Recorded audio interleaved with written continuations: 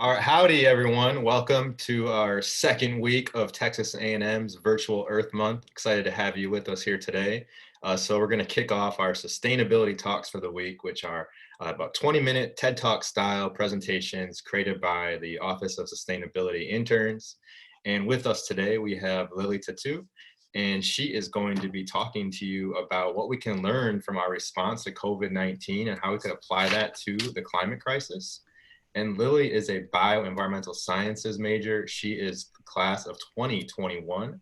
And before I pass it over to Lily, I just wanted to remind y'all, during the course of our presentation, we hope that you have some questions that we can ask at the end so we can have a bit of a discussion.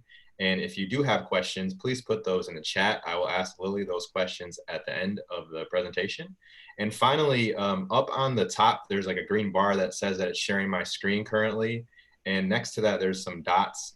And if you click on that, you can change your screen into side-by-side mode, and that will put Lily, you can see Lily and the PowerPoint very clearly if you put it in that mode. So that is what I would recommend that you do. So without further ado, I'm going to stop sharing my screen, pass it over to Lily, and she's going to take it away. So whenever you're ready, Lily. Awesome. All right. Okay. Hello, my name is Lily Tetu. I'm an intern with the Office of Sustainability, and today we're going to be talking about lessons we can learn from COVID-19 and applying those to the climate crisis. So before we get into the lessons, I just want to talk about the major differences. So when we're talking about COVID-19 in the news right now, we kind of get this utopian sort of idea that these wildlife are running around in urban environments, and I'm sure you've seen Italy when it's clear water and nitrogen dioxide disappearing from the air. And those are great news or environmental news, but it's kind of showing us that we have the power to create these changes, and we're just not doing that. It took us a whole pandemic to get clear water in Italy, so that's just something to think about during all this. Some differences between the two that I think are important to highlight before we compare them are proximity. This is the biggest one because we sort of think of the climate crisis as too far away. In America especially, also in other Western countries, we're not really feeling the effects of it, or we are not linking its effects to our everyday life. Meanwhile, vulnerable populations, it's proximate to them now. But we want to tend to the here and now. That's a natural human behavior. Even when COVID-19 was centered mostly in China, we took little to no measures to slow its spread or prevent it from traveling to the US. I'm sure many of you looked at this differently when you found out someone that you knew had it or someone at your school had it. There's a metaphor in a podcast I was listening to. A gunshot in your town is much different than a gunshot on your street. This compares to COVID-19 and the climate crisis because this threat is now on our street, this COVID-19 threat. But for some of us, the climate change and the climate crisis is not close to us enough yet. Visibility. How does this affect me here now? Again, it's a natural human behavior to tend to what's right in front of you. However, they're both invisible threats. You can't see a virus. You can't see the changing climate to an extent. But you can see now people wearing masks, less cars on the road, the news pumping out these constant data and stories, and these changes in your everyday life are clearly because of COVID-19. However, when we have a natural disaster or something like increased cancer rates in, for example, Southeast Texas, the news doesn't want to link that to oil refineries and the fossil fuel industry and our destruction of the climate. They report on it how it is, and it's not a direct result of climate change. And visibility is just a big player in the differences between the two. And then, of course, industry. What is blocking us from reaching a solution? Industry is a huge difference between the two because this affects elite interests now. COVID-19 is not only centering around lower income people, everyone's being affected by this. So all industries are doing what they can to slow its spread. However, climate change has this big industry, obviously, the fossil fuel industry in its way. When something like COVID-19 happens, all industries will fight to slow its spread. But industries like the fossil fuel industry, they've had the data to back up that what they're doing is harmful to the environment, and they have continued production of oil and gas despite all that. So that's a huge difference between the two. We need to fight the fossil fuel industry before we can attempt to address climate change. All right, so despite these differences, there are many lessons we can learn when comparing the two. A huge one is trusting science. As you can see here, this is Alex Jones during a Reopen America rally in Austin, unmasked, shaking hands, despite CDC orders. And what I've realized in my research is that climate science deniers often overlap with downplayers of the coronavirus. And this is just with a lack of trust in scientific research. And I'm sure any of you in the environmental field have felt this frustration with at least American government and lack of respect or lack of acknowledgement of science in their behavior. And although these types of people are a small group, these people that are going against science, they're getting a lot of press, which is a really dangerous place to be. We don't want to be giving credibility to people that are pushing this narrative of government control is suppressing freedom and doing harm for us when, although we don't know exact numbers, we know that these closing of public places and orders to wear masks and stay home are really are helping save lives. And just highlighting these types of people is just, that's just a very dangerous place to be.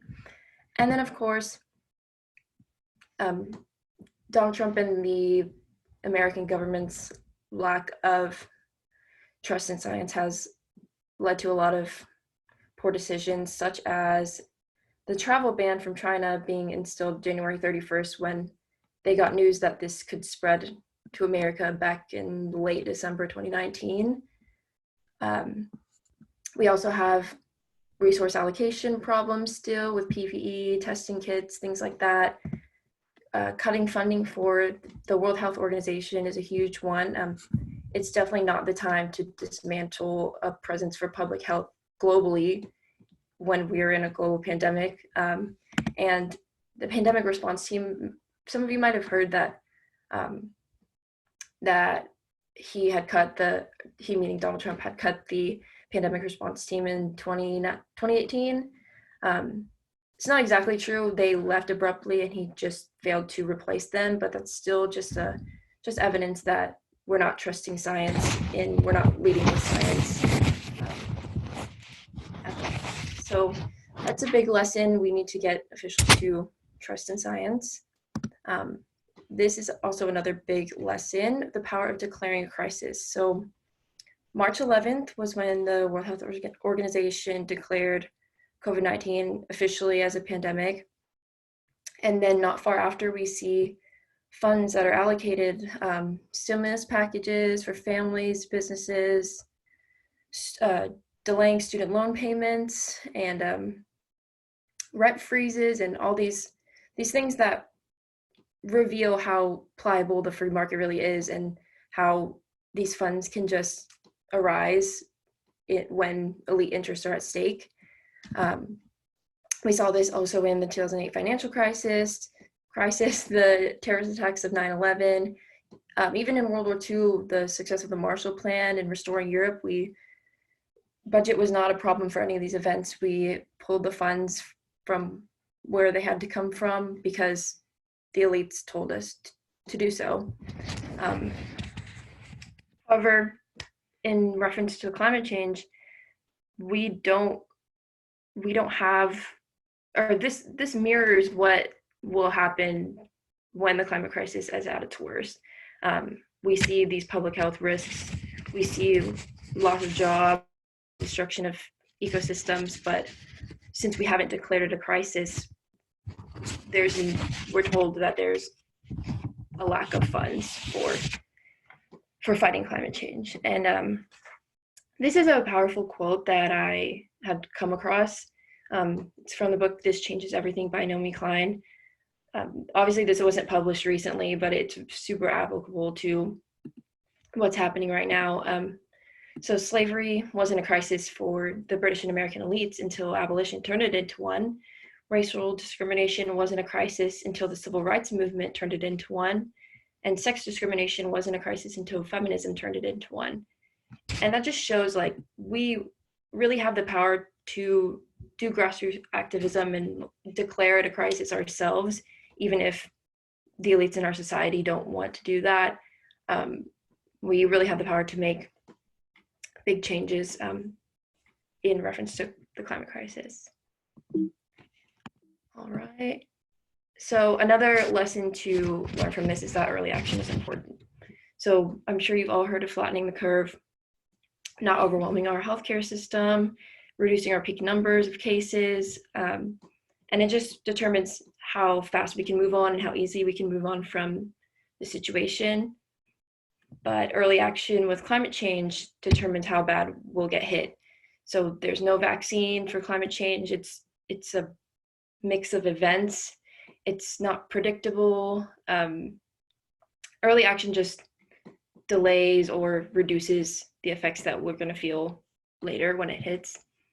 And then another big lesson that I've discovered from this is, from research during this, is deforestation and wildlife encroachment is extremely dangerous. Of course, trees sequester carbon dioxide, and they're a big player in fighting pollution and all that, but they're also risk for pandemics.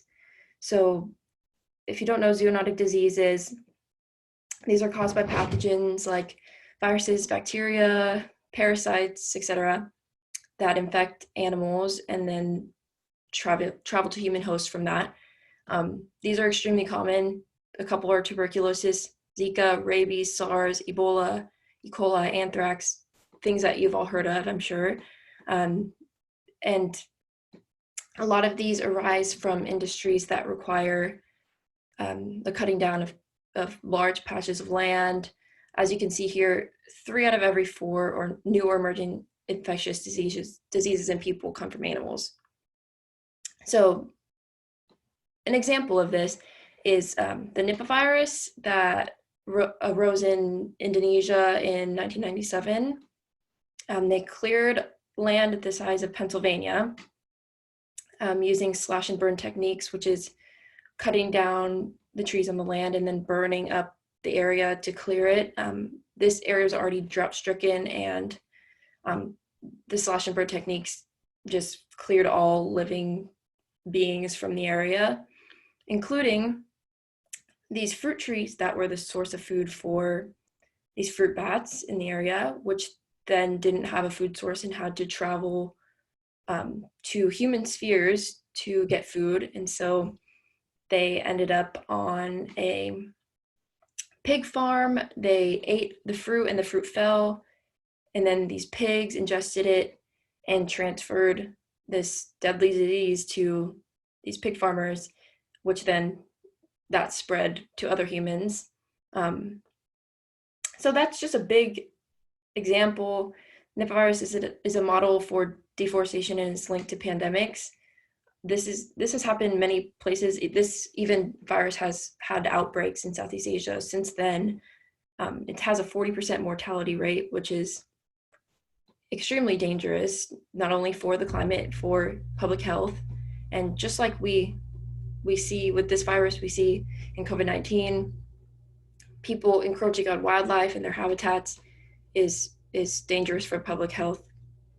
And so I know these two topics are extremely heavy, and talking about coronavirus and climate change are kind of hard to find hope throughout all that. So I included this video. I hope you all enjoy it. It is the people of, I believe it was Malaysia, celebrating after they had beaten the Nipah virus. Um, this is a music video that they created after the virus is gone. Boy, boy, Nipah, wah, wah, yaka, de boy, Nipah, hey, hey, yapa, boy, boy, Nipah, wah, wah, yaka, de boy, Nipah.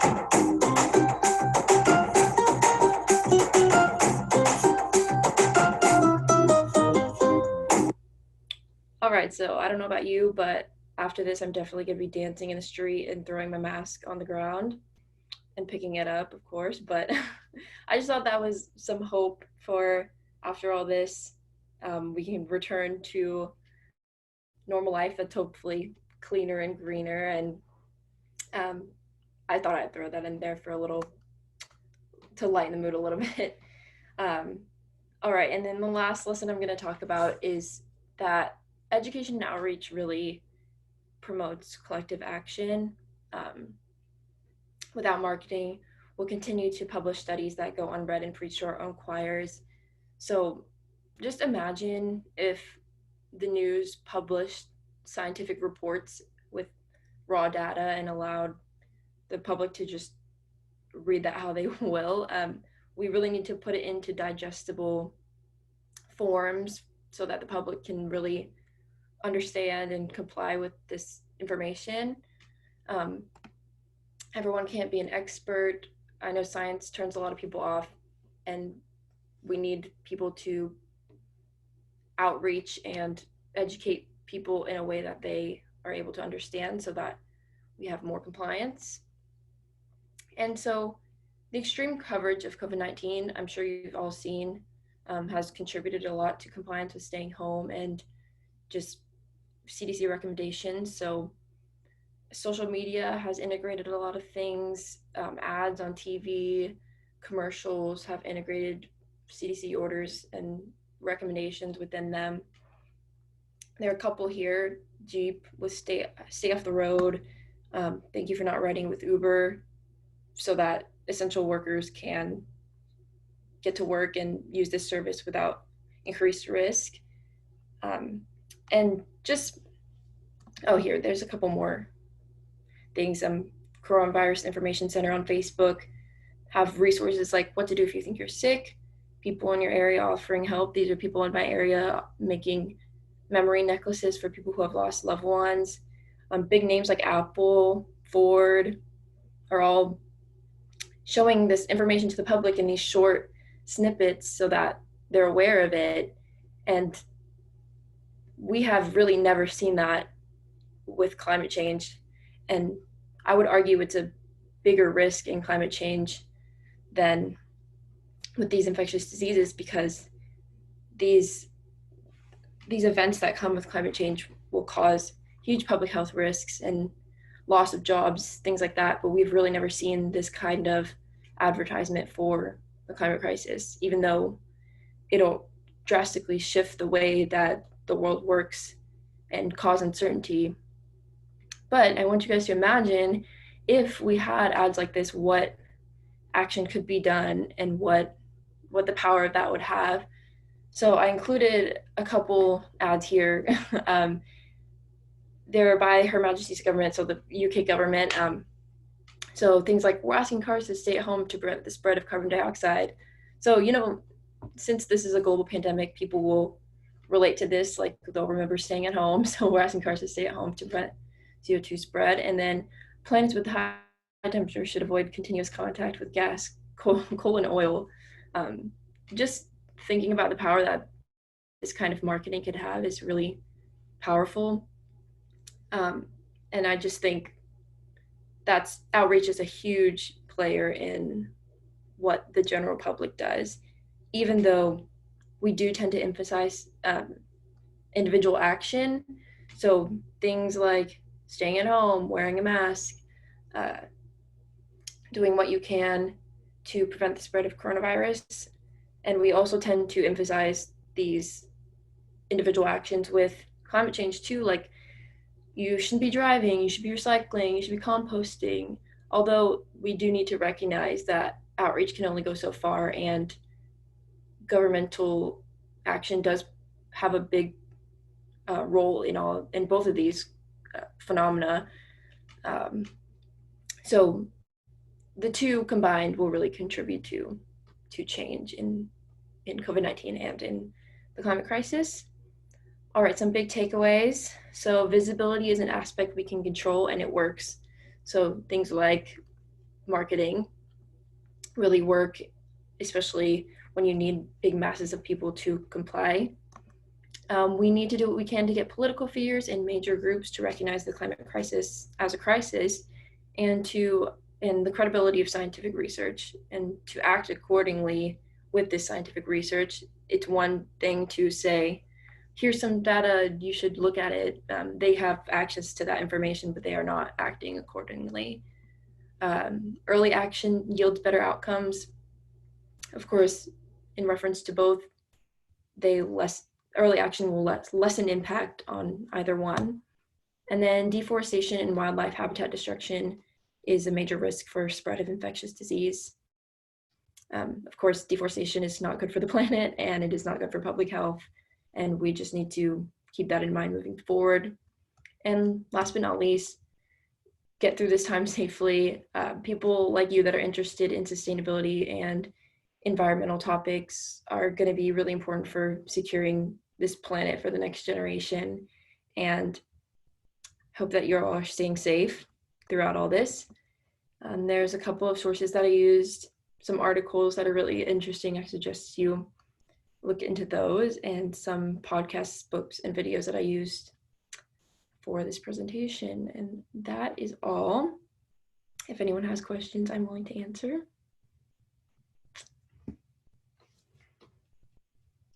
All right. Great job, Lily. Thank you for that. That was definitely a really interesting talk. You really put some things into perspective that I hadn't really, considered in relation to COVID-19 and the urgency that we're taking with that, and then the urgency, that we're not taking with the climate crisis. So we have a couple questions.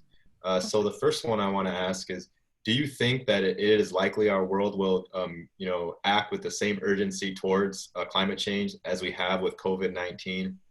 And if not, if it's not likely, what would it take? If we were to continue as we were before, I think no. So I think we really need to make the climate crisis visible. I think we've done a really good job of that in the past couple of decades, but really making it visible and voting for people, even in local governments, that'll push for visibility within federal government is gonna be what it takes to get change happening. I think those are the two major things: visibility in the general public, and then voting for elected officials that will push for that sort of change. So when you say voting in local elections, are you talking like if you're a college student in College Station, you should be voting in the College Station or Bryan elections? Yeah, of course. Even voting for, student council, like that still makes a difference. Voting for people that make this crisis more visible is important. And then how do you think we could get the messaging more visible? I think social media is a powerful tool, especially right now. Everyone's just sitting on their phones all the time. And then striking has gotten a lot of visibility in the news. Traditional media is harder to predict, but definitely social media is a big way to get things visible right now. Okay, great, thanks. And I have another question now for you. So Okay. first, this question says, "Great job on your presentation. And then they say, do you have any suggestions for how to launch grassroots initiatives and or influence elite interests to alleviate the climate crisis? Yes. Okay. Thank you, by the way. So this book, I think it's on the screen right now. Yeah, Tools for Grassroots Activists. Read that book. It's awesome. I got a lot of my marketing information from that, and it's really cool. I can't summarize it right now, but a big point that I learned from it is that marketing kind of seems like this kind of like gross, like capitalist kind of businessy aspect, but that's really what resonates with people, and that's what I keep coming back to visibility, but that's the thing that kind of sticks in people's brains.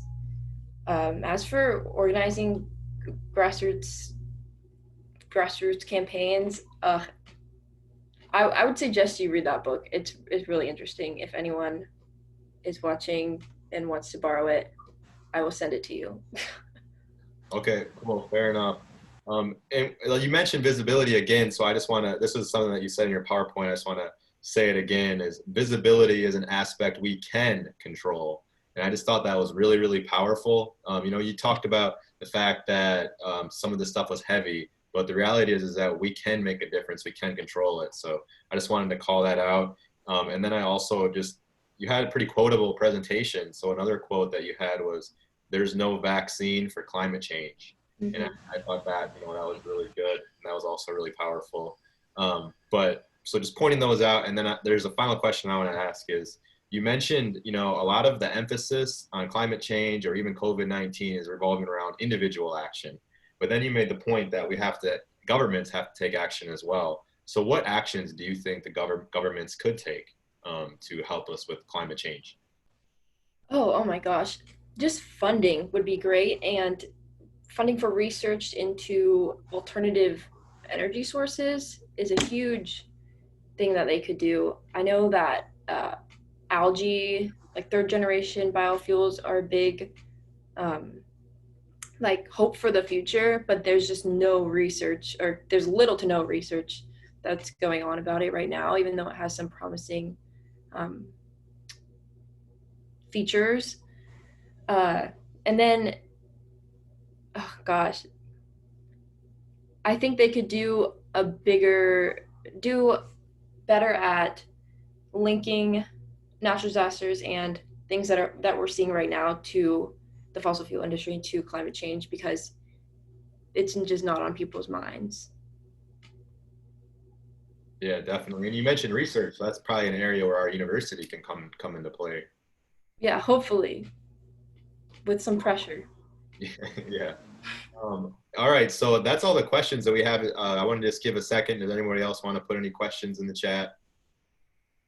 Anything else you want Lily to try to answer for you today? All right. It looks like that's all the questions that we're going to have for today.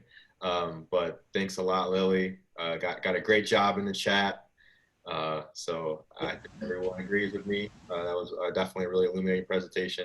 Thanks everyone for tuning in. That was the first sustainability talk for Monday, but don't worry, we have another one coming your way right at 4 p.m. Michelle Lee is going to talk to us about a topic that you may not realize is related to sustainability, and that is the topic of domestic violence. So that is going to be really interesting. She's also going to link that to COVID-19 and how some things have changed related to COVID-19. So please tune in, really powerful talk. And this will be up on the website, so you can check out the recorded copy, see the sources that Lily has up here if you didn't get a chance to check them out now. But again, thanks everyone for tuning in. Until 4 p.m., we'll see you for Virtual Earth Month. So until then, everyone take care and stay safe.